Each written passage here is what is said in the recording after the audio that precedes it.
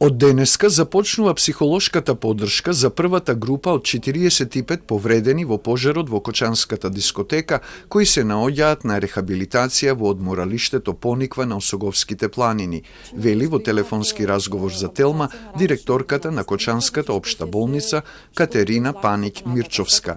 Според неа, терапијата ќе се спроведува групно, но и поединечно. Имаат групна терапија за почеток и ќе имам психолог кој што е присутен заедно во договор со комората на психолози и со клиника за психијатрија. Ќе имаме и психолог кој што ќе е вклучен на ненаметливо присуство за тие сите што сакаат индивидуална терапија. Најмногу се обрнува внимание на групната физикална терапија преку вежби за целото тело, фудбал, кошарка и вежби на справи, а веќе има напредок кај пациентите, потврдува директорката на Кочанската болница. Изготвени се и списоците за повредените во пожарот, кои од петок во болницата во Кочани ќе добиваат ПРП третман, што представува аплицирање плазма со тромбоцити за побрзо лечење на изгорениците.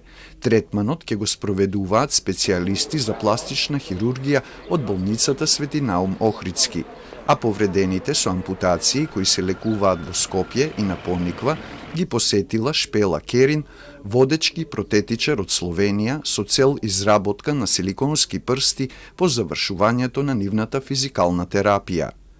Беа посетени и на клиниката за пластична хирургија и еден пациент што е хоспитализиран во Институтот за физикална терапија Козле и три девојчиња на Пониква, кои што се со ампутирани делови од прсти.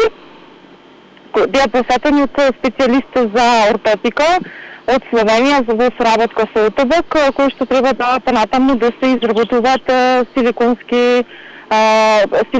прсти, значи замена за прсти. Уште тројца повредени во пожарот се на лекување во странство и уште толку продолжуваат со рехабилитација на клиниката за пластична хирургија во Скопје, велат од Министерството за здравство. Тие се задржани за да им зацелат раните, појаснуваат од ресорот. А во приватната болница Систина од здобиените повреди се уште се лекуваат двајца пациенти. Министерството за здравство работи на подготовка на специјален центар во Кочани, чија цел ќе биде социјализација на повредените во пожарот, дополнуваат од ресорот. На денешниот 100-ти ден од трагедијата во Кочани, иницијативата Кој е следен постави 100 транспаренти низ Скопје со пораки. Тие повикаа на здруженост за градење систем што ќе го брани животот, а не профитот, и дека веќе нема назад во борбата за правда.